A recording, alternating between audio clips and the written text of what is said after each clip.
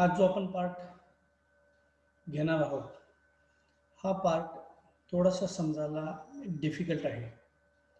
त्यामुळं आजच्या पार्टला आजची जी 2 लेक्चर्स आहेत या 2 लेक्चर्सला तुमचं अटेंटिव्हनेस हे अत्यंत महत्त्वाचं आहे.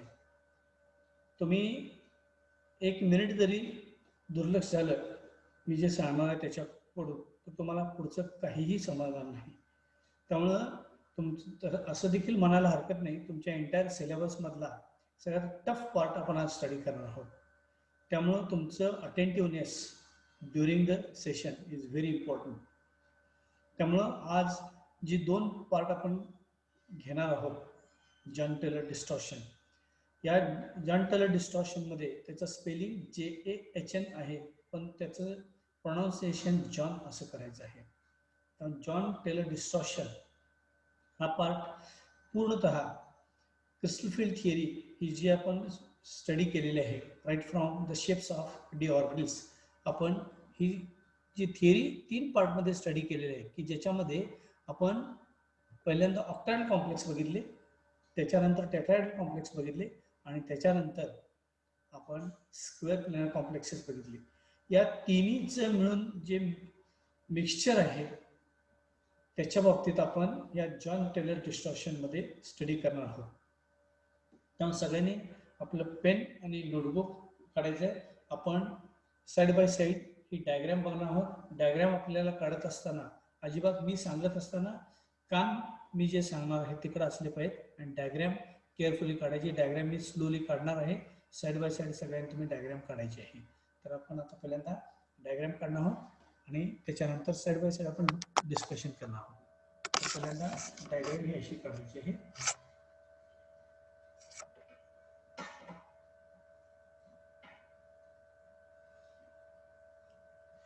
पहिल्यांदा तुम्ही जर दिसत नसेल किंवा काही प्रॉब्लेम असेल तर तुम्हाला चॅट बॉक्समध्ये जाऊन तुम्ही मेसेज करा. मी असं समजतो की तुम्हाला सगळं हे इथून मी जे प्रेझेंट करतो ह्या सगळ्या गोष्टी दिसत आहेत आणि व्यवस्थित आवाज देखील येत आहे.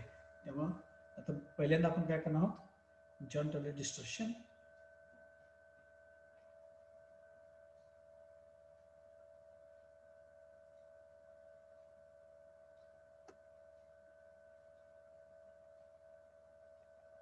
जरासं मी स्क्रीन ॲडजस्ट करतो 1-2 मिनटं.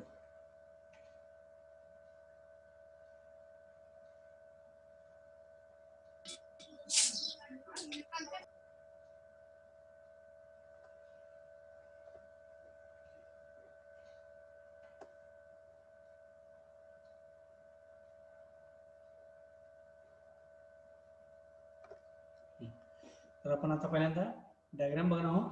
आता मी सुरुवातीला सांगितल्याप्रमाणे की आज जो आपण पार्ट स्टडी करणार आहोत it's a combination of the octahedral splitting, tetrahedral splitting and the square planar splitting.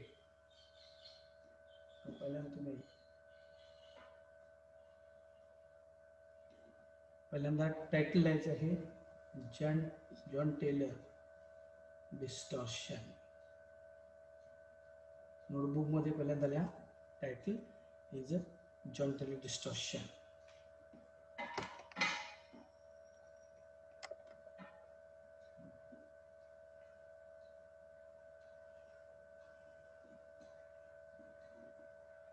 त्याच्यानंतर आता आपण पहिल्यांदा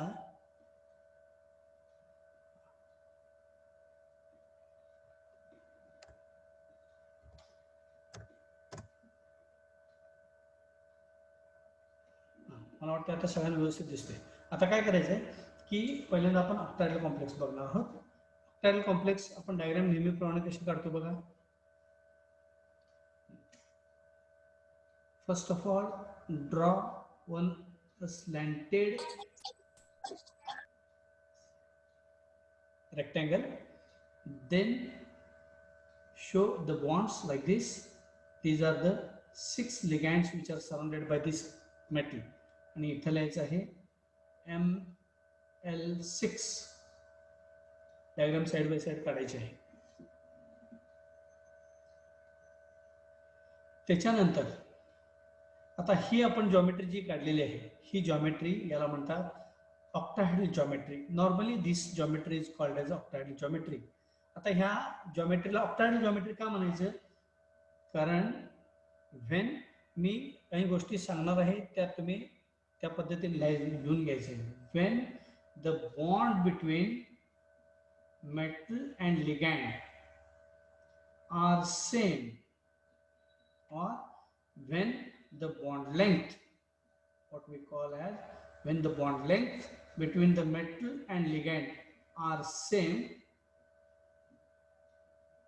when the bond lengths between the metal and ligand, see here, this bond or this bond or these are the 4 bonds which are lying in a square plane, 5th and 6th.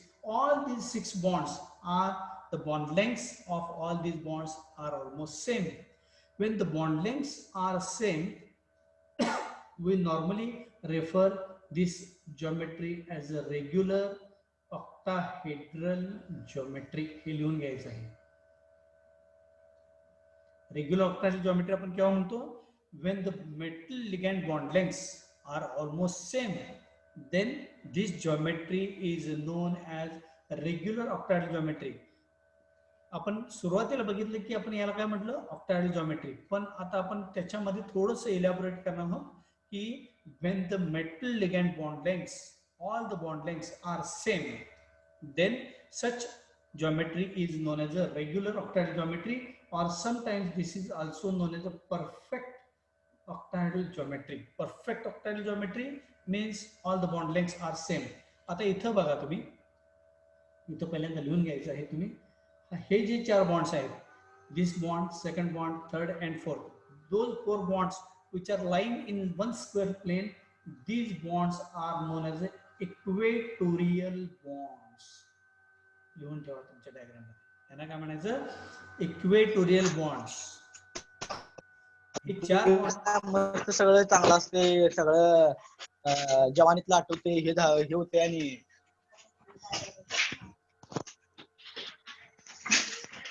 नाही ते आठवते की. तसं नाही हो, बुद्धी कुठं भ्रष्ट होती.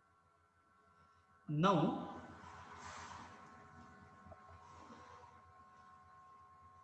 these 4 bonds are known as equatorial bonds, and this bond or this bond, these 2 bonds are known as axial bonds. हे लिहून ठेवायचं.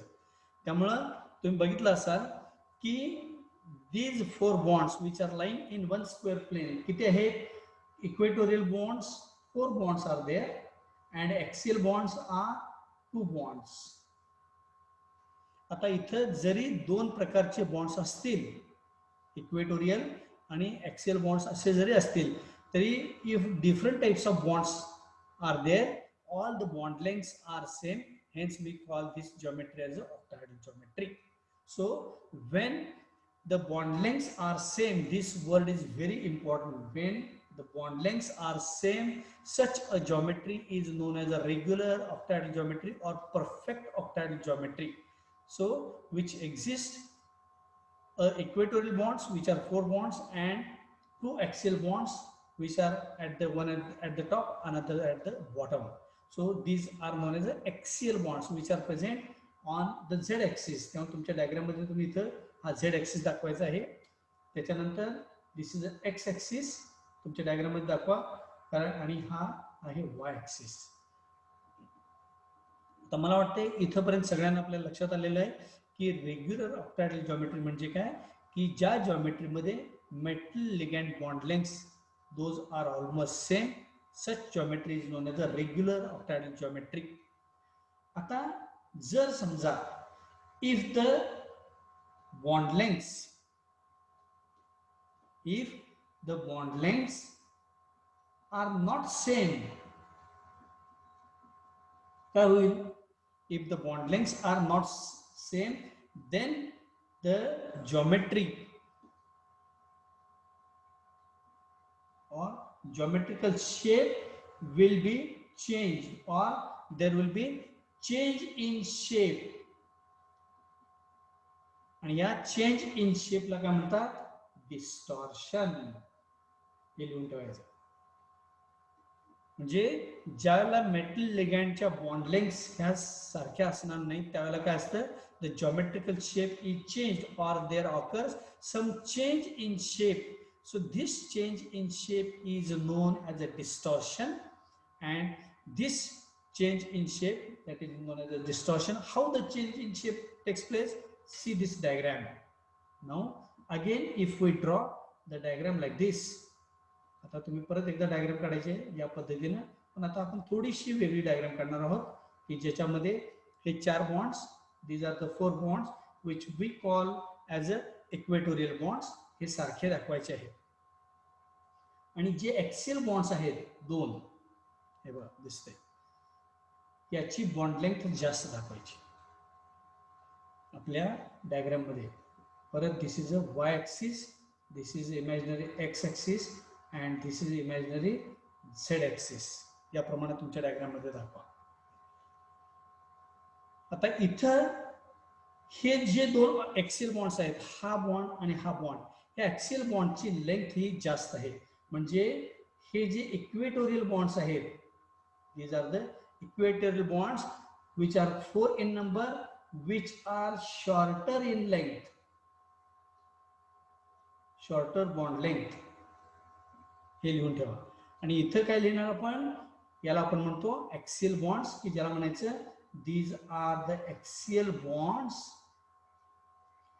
Which are 2 in number, which are elongated. हा शब्द लक्षात ठेवायचा, इलॉंगेटेड बॉन्ड लेंथ.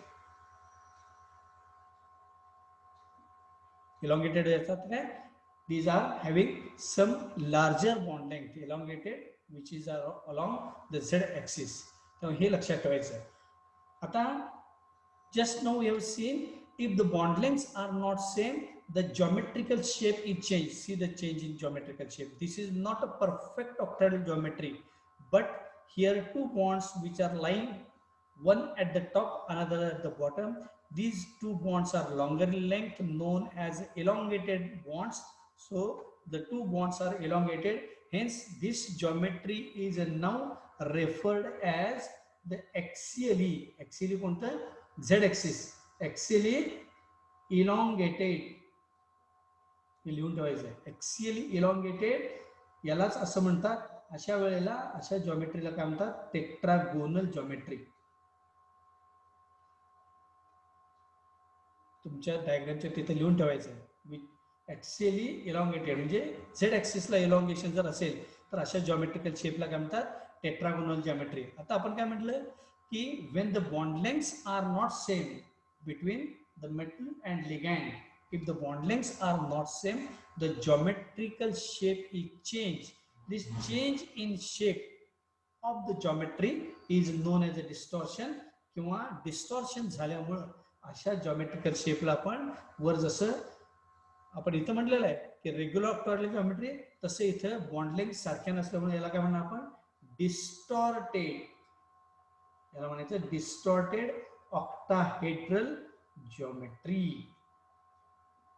याला दुसरं नाव काय आहे, ॲक्सियल इलॉंगेटेड हा जॉमेट्रिकल शेप आहे, किंवा यालाच काय म्हणतो आपण, distorted octahedral geometry. Distortion that is takes place, that is change in shape takes place because the 2 axial bonds which are longer in length, elongation takes place along z axis, and hence such geometry is known as the distorted octahedral geometry. आता इथं आपण काय दाखवलं की axial बॉन्डची length ही longer length आहे, म्हणून याला म्हणतो आपण there is a elongation along the z axis. पण याच्यापेक्षा वेगळी जिओमेट्री असेल तर, म्हणजे बघा इथं आता परत एक डायग्राम आपण काढणार आहोत. आपण डायग्राम एक काढणार आहोत. आता या पद्धतीने एक डायग्राम काढायची. परत एक आपण स्लॅन्टेड असा रेक्टँगल काढायचा आहे, सगळे साइड बाय साइड काढायचे. We have to show the 4 bonds like this, show the ligands, L stands for ligand, and show the remaining 2 bonds which are shorter in length. So this is z axis, imaginary z axis, this is a x axis, and this is a y axis. He diagram काढली. This is one ligand, another ligand which are axially oriented, which are. आता इथं काय लिहिणार बघा, हे जे 4 bonds आहेत, those 4 bonds which are lying in one square plane, त्याला आपण काय म्हणतो, इक्वेटोरियल मेटल लिगॅंड बॉन्ड्स किती आहे, ते 4 आहेत. आणि हे जे आहेत these are known as axial bonds, metal ligand bonds, which are 2 in number, which are shorter in length. हे लक्षात ठेवायचं. हे ऍक्सियल बॉन्ड जे आहे हे याच्यापेक्षा शॉर्टर आहेत, म्हणजे हे काय लॉंगर आहे. these 4 bonds are longer length. हे जे इक्वेटोरियल बॉन्ड्स आहेत याची बॉन्ड लेंथ जी आहे ही जास्त आहे, पण हे जे 2 बॉन्ड्स आहेत which are axially oriented along z axis, which are shorter in length. आता इथे काय झालेलं आहे बघा, हा जो झेड ऍक्सिसला जे बॉन्ड आहे हा असेल मेटल लिगॅंड, किंवा मेटल लिगॅंड हा बॉन्ड असेल, हे काय झालेले आहेत, कॉम्प्रेस झालेले आहेत. So this is known as the compressed, this is known as the compressed bonds. So this is known as a compressed. कसे कॉम्प्रेस झाले आहेत, compressed axially along z axis. हे लक्षात घ्या. इथे काय होतं, these are elongated along z axis.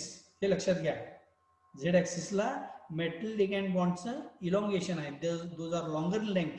इथं काय झालेलं बघा, these 2 bonds which are axially oriented along the z axis, these 2 bonds are axially compressed, कारण त्याची बॉन्ड लेंथ ही शॉर्टर आहे, त्यामुळे these 2 bonds are axially compressed, म्हणून या जॉमेट्रीला काय म्हणतात, axially compressed. आता बघा पहिल्यापासून, आता ज्या वेळेला आपण सुरुवातीला बघितलं की when the bond lengths between the metal and ligand, if the bond lengths are similar or same, then this geometry is known as a regular octahedral geometry, where all the equatorial and the axial bond lengths are similar. Now if the bond lengths are not same, the bond distance between metal and ligand if are not same or not similar, then there is some change in shape takes place. This is known as a distortion, and this geometrical shape is known as a distorted octahedral geometry. So here in this case, the 2 bonds which are axially oriented along z axis, these 2 bonds are elongated or longer length as compared to the equatorial bonds which are shorter in length. So as these 2 bonds along the z axis are elongated, and hence this is known as axially elongated, or this is known as a tetragonal geometry, or what we call as a distorted octahedral geometry. आता या केस मध्ये काय झालेलं आहे की Z ऍक्सिसला जे 2 bonds आहेत त्याचं इलॉंगेशन झालेलं आहे, पण याच्यापेक्षा रिव्हर्स केस असेल, इलॉंगेशनच्या ऐवजी झेड ऍक्सिसला जर कॉम्प्रेशन असेल, कॉम्प्रेस झाला असेल, तर असे जे 2 बॉन्ड्स कॉम्प्रेस झालेले असतात, जस्ट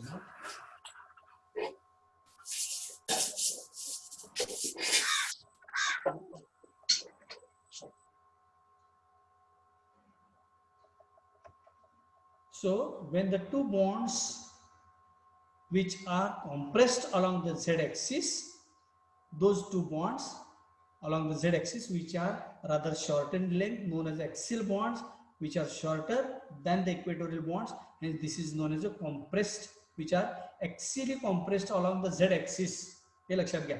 असं ज्याला बॉन्ड लेंथ जर सारख्या नसतील, when the bond lengths are not same, this is known as a distortion, and the geometrical shape is known as a, both these geometries are commonly known as a distorted octahedral geometry. Either this geometry or this geometry, both the geometries are commonly known as a distorted octahedral geometry, and this effect, because of the changes in shape, this effect is known as the Jahn-Taylor distortion.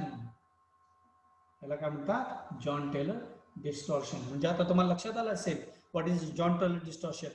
When there is a change in bond length or when there is a change in geometrical shape takes place due to differences in the bond lengths. Such differences in the bond lengths leads to some change in shape, and this change in shape is known as distortion, and hence this is known as a John Taylor distortion. आता परत आपण सुरुवातीचा जर बघितला, सुरुवातीचा part, इथं सुरुवातीच्या पार्टला आपण काय म्हटलं की when the bond lengths, metal ligand bond lengths, when are similar or same bond lengths are there, this geometry is known as the regular octahedral geometry. आता रेग्युलर ऑक्टॅहेड्रल ज्योमेट्री असण्याकरता बेसिक कंडिशन जी आहे ती basic condition म्हणजे ज्या वेळेला, आता इथून पुढे लक्षात ठेवायचं आहे, अत्यंत महत्वाचं आहे, ज्या वेळेला ह्या मेटलच्या डी ऑर्बिटल मध्ये इलेक्ट्रॉन जे आहे, ज्या वेळेला इलेक्ट्रॉनचं डिस्ट्रीब्युशन हे सिमेट्रिक डिस्ट्रीब्युशन असतं, symmetric distribution of electrons in D orbitals of metal असं ज्यावेळेला असतं, हे लिहून ठेवायचं सगळ्यांनी.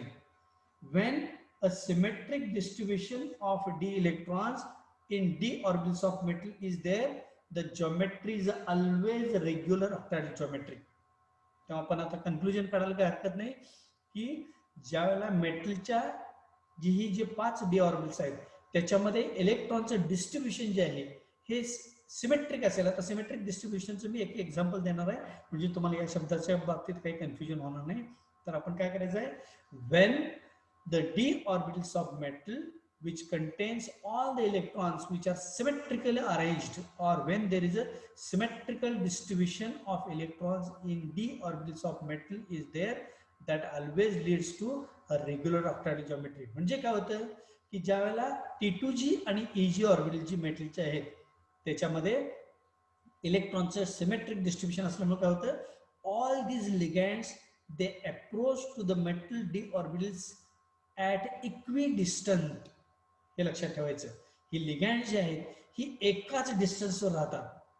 कारण का मेटलच्या डी ऑर्बिटल मध्ये इलेक्ट्रॉनचं डिस्ट्रीब्युशन जे आहे हे सिमेट्रिकल डिस्ट्रीब्युशन आहे आणि हे as all the ligands approach to the metal d orbitals symmetrically and hence there is always the bond length is same. So the ligands approach to the metal d orbitals at equidistant and hence this leads to a regular octahedral geometry. आता symmetric डिस्ट्रीब्युशनचं आपण एक example बघू. What is a symmetric distribution of electrons. आता symmetric distribution of electron for example, आता काही विद्यार्थ्यांना मी आता जी केस डिस्कस करणार आहे ही तुमच्या होम असाइनमेंटला आली असेल. For example D5 case under weak ligand field. आता D5 केस वीक लिगँड फील्ड हे दाखवायचं आहे सगळ्यांनी. आपल्या नोटबुक मध्ये अशी 10 मिनिट राहिलेले आहेत, इथं रनिंग आउट ऑफ टाइम असं दाखवलं. आपण परत हे याच लिंकला जॉईन करणार आहोत 10 मिनिटानंतर. ज्यावेळेला हा सेशन संपेल त्यावेळेला परत एकदा सगळ्यांनी जॉईन करायचं आहे. ही ऑर्बिटल जी आहे these are the T2g orbitals, these are known as Eg orbitals. ही अशी आपण दाखवलेली आहे. आता D5 केस म्हणजे ज्यांना Mn+2 आयन दिला असेल, Mn+2 हायस्पिन दिला असेल. आता काय होतं की हायस्पिन याचा अर्थ लिगँड फील्ड वीक असताना हा एनर्जी गॅप जो आहे डेल्टा ओ, हा एनर्जी गॅप काय असतो, हा स्मॉल असतो. स्मॉल असल्यामुळे काय होतं, हे 5 जे डी इलेक्ट्रॉन्स आहेत त्यापैकी पहिले 3 इलेक्ट्रॉन्स अशी ऑक्युपाय होतात आणि चौथा आणि 5वा इलेक्ट्रॉन इथं Eg ऑर्बिटल मध्ये जातो. याचं रिझन सांगितलेलं आहे की this energy gap is very small, hence the amount of energy required to place these electrons in high energy Eg orbitals is less than to pair the electron. इथं या 2 इलेक्ट्रॉनचं pairing करण्याकरता एनर्जी जास्त लागत असल्यामुळं इथं पेअरिंग होत नाही आणि हा एनर्जी गॅप कमी असल्यामुळं या इलेक्ट्रॉनचं इथं प्लेसमेंट करण्याकरता एनर्जी कमी लागते, म्हणून हे असं होतं. हे ऑर्बिटल आपल्याला माहित आहे, आपण लिहून ठेवा आपल्या डायग्राम मध्ये. This is DXY, this is DYZ and this is DXZ. हे ऑर्बिटल आहे DX2 - Y2 आणि हे DZ2. आता इथं मी शब्द मगाशी वापरलेला होता कोणता की to have a regular octahedral geometry the d orbitals of metal should be symmetrically arranged और सिमेट्रिकल डिस्ट्रीब्युशन ऑफ इलेक्ट्रॉन्स. आता सिमेट्रिकल डिस्ट्रीब्युशन ऑफ इलेक्ट्रॉन म्हणजे ही T2 जी ऑर्बिटल्स किती आहेत 3 आहेत. तिन्ही ऑर्बिटल हाफ फिल्ड आहेत किंवा तिन्ही ऑर्बिटलमध्ये एक एक इलेक्ट्रॉन आहे. तसंच इजी ऑर्बिटल ही 2 आहेत. ही दोन्ही ऑर्बिटल किंवा ही तिन्ही ऑर्बिटल ही डिजनरेट आहेत म्हणजे याची एनर्जी कंटेंट ही सारखी आहे आणि ह्या 2 ऑर्बिटमध्ये परत एक एक इलेक्ट्रॉन आहे. इथं कुठंही डबल ऑक्युपन्सी नाही आहे. असं ज्यावेळेला सिच्युएशन असते प्रत्येक ऑर्बिटमध्ये एक एक इलेक्ट्रॉन, या सिच्युएशनला आपण काय म्हणतो, this is known as a symmetric distribution of electrons. याला काय म्हणतो, this is a symmetric distribution of electron. म्हणजे असं ज्या वेळेला असतं त्याला all the ligands approach to the metal d orbitals at equidistant and hence they have such a complex is having a regular octahedral geometry. लक्षात आलं. त्यामुळं regular octahedral geometry असण्याकरता the d orbitals of metal should be symmetrically distributed or the distribution of electrons in d orbitals of metal that is a symmetrical distribution. किंवा जर समजा आपण आणखीन एक एक्झाम्पल घेतलं सिमेट्रिकल डिस्ट्रीब्युशनचं D10. D10 either strong ligand field or weak ligand field. आता इथं परत तुम्ही अशी ऑर्बिटल्स काढायचे आहेत. तुमच्या नोटबुकमध्ये ही डायग्राम देखील काढून घ्यायचे. D10 आयदर स्ट्रॉंग और वीक लिगँड फील्ड. स्ट्रॉंग किंवा वीक लिगँड फील्डमध्ये काय असतं, आता ज्या दोन मी केसेस सांगावलं आहे D5 आणि D10 हे हायस्पिन अँड लोस्पिन कॉम्प्लेक्सेस आपण जे घेतलेलं आहे त्याला रिलेव्हंट आहे. त्यामुळे ज्यांचा सेमिनार याच्यावर आहे त्यांनी लक्षपूर्वक ऐकायचं आहे. This is again T2G orbital, this is EG orbital. जेव्हा लिगँड फील्ड हे स्ट्रॉंग असतं त्याला हा एनर्जी गॅप जो आहे delta O, this energy gap is large enough. That is the energy difference between T2G and EG group of orbitals is large. आता there is a question that how can we fill this 10 electrons. आता आपण मागच्या बघितल्याप्रमाणे ज्यावेळेला ligand field strong असतं त्यावेळेला हा energy gap जो आहे हा लार्जर एनर्जी गॅप असतो. त्यामुळे 10 पैकी पहिल्यांदा 3 इलेक्ट्रॉन्स सिंगली ऑक्युपाय दाखवायचे. आता हा एनर्जी गॅप जास्त असल्यामुळं इलेक्ट्रॉनचं EG ऑर्बिटलमध्ये प्लेसमेंट करण्याकरता एनर्जी जास्त लागते, पण त्याच इलेक्ट्रॉनचं पेअरिंग करण्याकरता एनर्जी कमी लागते. कारण का सराउंडिंग लिगँड फील्ड हे स्ट्रॉंग आहे. त्यामुळे इलेक्ट्रॉनचं पेअरिंग करण्याकरता एनर्जी कमी लागते, पण इथं प्लेसमेंट करण्याकरता एनर्जी जास्त लागत असल्यामुळं इलेक्ट्रॉनचं पेअरिंग होतं. त्यामुळं 3 इलेक्ट्रॉन फिलअप झाल्यानंतर चौथा, हा 5वा इलेक्ट्रॉन आणि हा 6वा इलेक्ट्रॉन, हे 6 इलेक्ट्रॉन इथं ऑक्युपाय होतात. Now we have to fill still 4 more electrons. So after 6 electrons are filled in T2G group of orbital, the 7th and the 8th electron they occupy EG group of orbital. Now again there is a question that how can we fill the remaining 2 electrons. So these 2 electrons have no any other choice than to pair into EG group of orbitals. इथं pairing झालेलं आहे आणि तसंच इथं pairing झालेलं आहे. आपल्याला माहित आहे, आपल्या डायग्राम मध्ये काढून घ्यायचं. This is a DXY, this is a DYZ and this is a DXZ and this is a DX square minus Y square आणि DZ square. ही जी ऑर्बिटल्स आहेत, EG ऑर्बिटल्स असतील किंवा T2G ऑर्बिटल्स असतील, या तिन्ही ऑर्बिटलमध्ये डबल ऑक्युपन्सी ऑफ इलेक्ट्रॉन्स आहे. बघा कुठेही सिंगल इलेक्ट्रॉन नाही आहे. म्हणजे 3 ऑर्बिटल्स आहेत which are having paired electrons, double occupancy of electrons.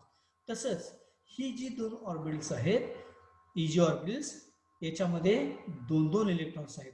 असं ज्या वेळेला सिच्युएशन असते, या सिच्युएशनला देखील आपण काय म्हणणार, this is again symmetric distribution of electrons.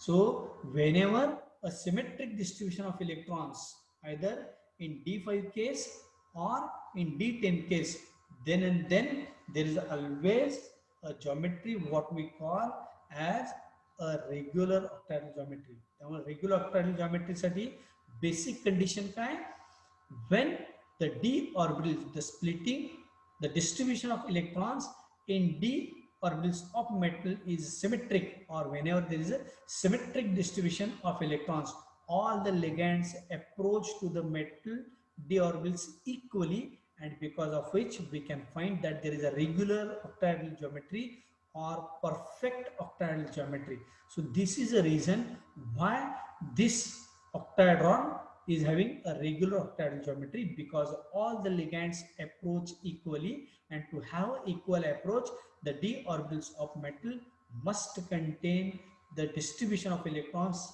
symmetric distribution of electron, like this. Just now we have seen this is known as a symmetric distribution. This is symmetric distribution. So this is about the d5 and d10 case, where the distribution of electrons is symmetrical, and whenever there is a symmetrical distribution of electrons is there, the geometry of the molecule is always perfect or regular octahedral geometry. So this is how we can conclude that to have a regular octahedral geometry, the d orbitals of metal must have symmetrical distribution of electrons. So John and Taylor, they have found out that why some metal complexes, they possess a distorted shape. So, and they have put forward, this is in the form of a theorem, and that is known as a John Taylor distortion theorem, or simply what we call as John Taylor distortion. So in the year 1937, John and Taylor, they have put forward one theorem that is known as a John Taylor distortion theorem, or simply John Taylor theorem. So only 1 minute is left. We are going to continue the same discussion by considering again this particular fact, why there is a elongation takes place and why there is a compression takes place at z-axis. And John and Taylor, they have found out why certain 6 coordinated complexes, either this complex axially compressed or axially elongated, why certain complexes, they possess distorted shape, and this is known as the John Taylor distortion theorem or John Taylor distortion. So we are going to continue within a few minutes. You should remember that सगळ्यांना लक्षात ठेवायचं, आपण join झाल्याबरोबर आपला microphone of करायचा. मी आता तिघांना remove केलेला आहे, त्यांचे माईक चालू होते, त्यामुळे तुम्ही जॉईन झाल्याबरोबर पहिल्यांदा मायक्रोफोन ऑफ करायचा, लक्षात ठेवा. So I am going to end this meeting. We will continue again in a few minutes.